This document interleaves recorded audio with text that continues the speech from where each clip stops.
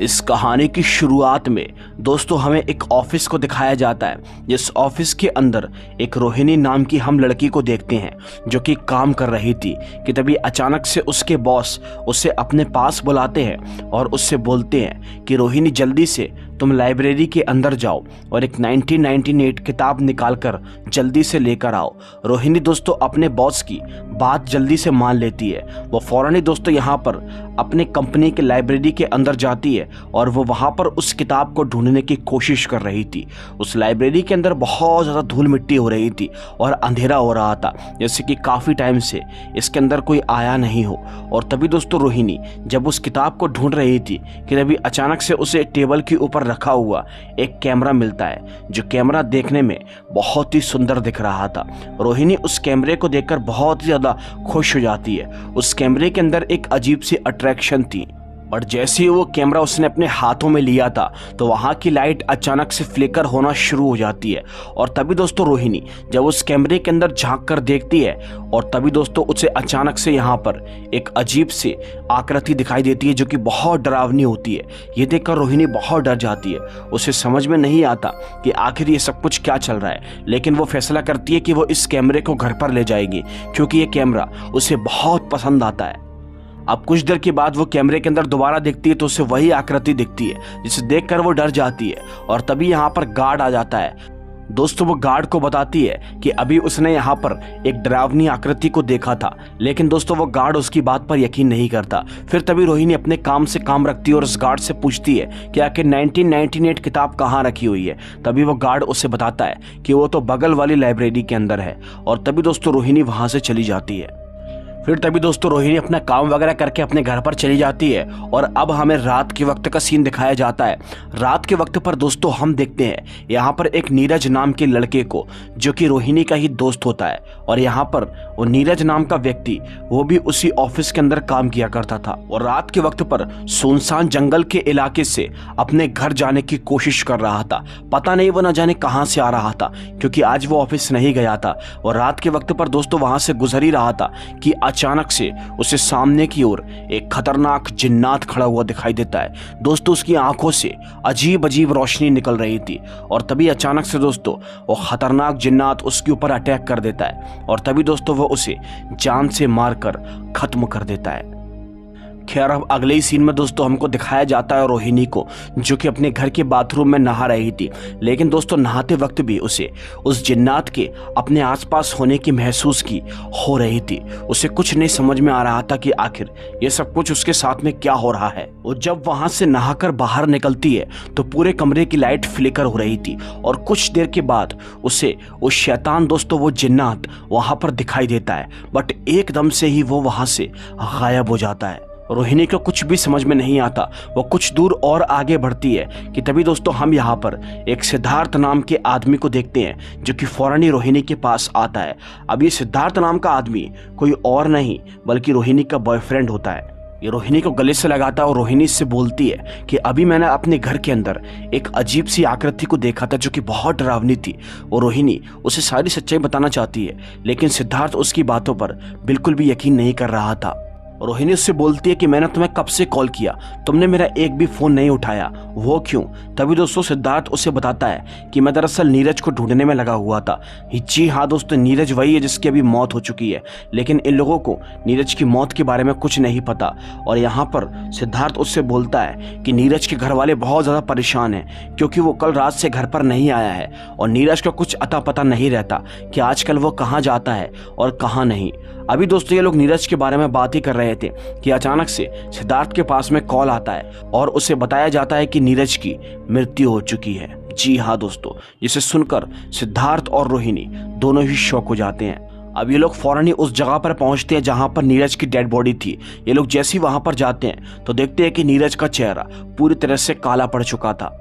अब दोस्तों रोहिणी जब वहां पर खड़ी थी कि तभी वो एक तरफ आकर उस कैमरे को चेक करने की कोशिश करती है। वो पाती है कि उस कैमरे ने अपने आप एक फोटो को क्लिक किया हुआ है। जी हाँ दोस्तों, और वो फोटो होती है उसके शांतनन बॉस की, जिसके पास में वो काम किया करती थी। वो देखती है कि उस फोटो के अंदर उसके बॉस खड़े हुए हैं और उनके बॉस के पीछे वही जिन्नात खड़ा हुआ है। ये देखकर रोहिणी बहुत डर जाती है, क्योंकि इस फोटो को उसने क्लिक नहीं किया था, जबकि कैमरा तो उसी के पास में था। तो फिर ये फोटो अपने आप कैसे क्लिक हो गई, उसे कुछ भी समझ में नहीं आता। अब रोहिणी फैसला करती है कि वो फौरन ही अपने बॉस के पास में जाएगी।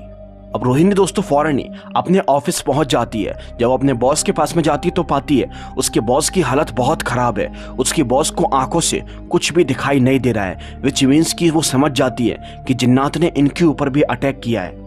अब रोहिणी इससे पहले कि अपने बॉस को वो फोटो दिखा पाती कि तभी दोस्तों अचानक से वो जिन्नात यहाँ पर भी आ जाता है और अब दोस्तों वो शांतनन बॉस को जान से मारकर खत्म कर देता है।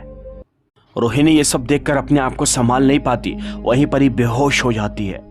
खैर अब कुछ देर के बाद दोस्तों हमें आगे की सीन में दिखाया जाता है कि रोहिणी को होश आ जाता है और वो सिद्धार्थ के पास बैठी होती है।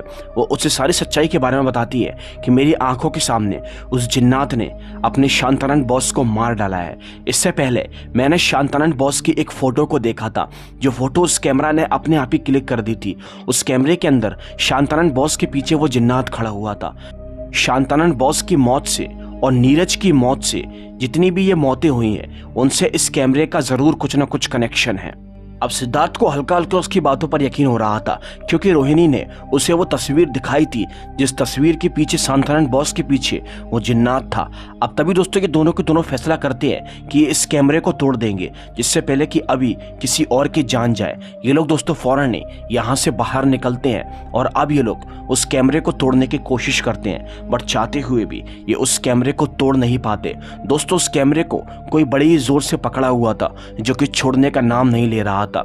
ये लोग काफी छुड़ाने की कोशिश करते हैं और कुछ देर के बाद हमको दिखाया जाता है यहाँ पर दोस्तों वही जिन्नात प्रकट हो जाता है। उस जिन्नात को देखकर सिद्धार्थ यहाँ पर डरता नहीं है। दोस्तों वो फौरन ही एक लाठी को उठाता है और उस कैमरे के ऊपर लगातार वार करने की कोशिश करता है। और जैसे उस कैमरे के ऊपर लगातार वार करता है तो दोस्तों वो कैमरा टूट जाता है। जैसे वो कैमरा टूटता है तो दोस्तों वो जिन्नात वहां से गायब हो जाता है। इन लोगों को लगता है कि शायद बला टल चुकी है, सब कुछ ठीक हो चुका है, बट ऐसा बिल्कुल भी नहीं था।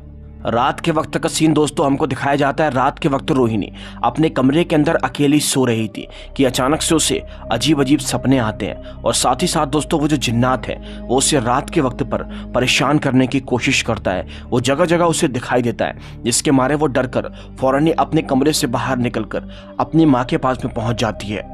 वो अपनी माँ को सारी बातें बताती है और दोस्तों उसकी माँ उसे दोबारा किसी कमरे के अंदर लेकर जाती है, लेकिन कमरे के अंदर उसे कोई भी जिन्नात दिखाई नहीं देता। उसकी माँ समझ जाती है कि ये सब कुछ ऐसा ही है। बट दोस्तों यहाँ पर रोहिणी की आंखें तब फटी रह जाती हैं जब वो अपने कमरे के अंदर उसी कैमरे को पाती है, जो कि सही सलामत मौजूद था।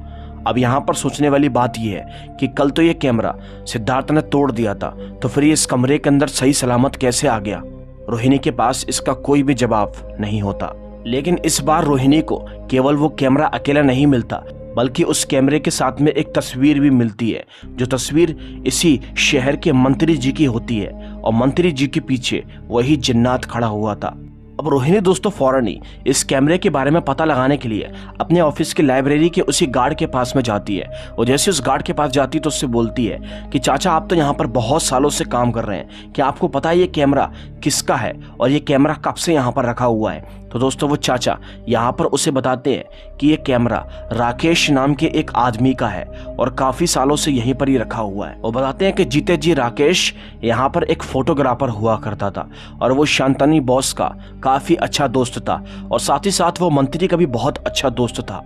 राकेश ने अपने अच्छे काम के जरिए काफी सारे लोगों को अपना दीवाना बनाया था, लेकिन अचानक से एक बार राकेश पता नहीं न जाने कहाँ गायब हो गया, जिसके बाद में वो कभी लौट कर नहीं आया।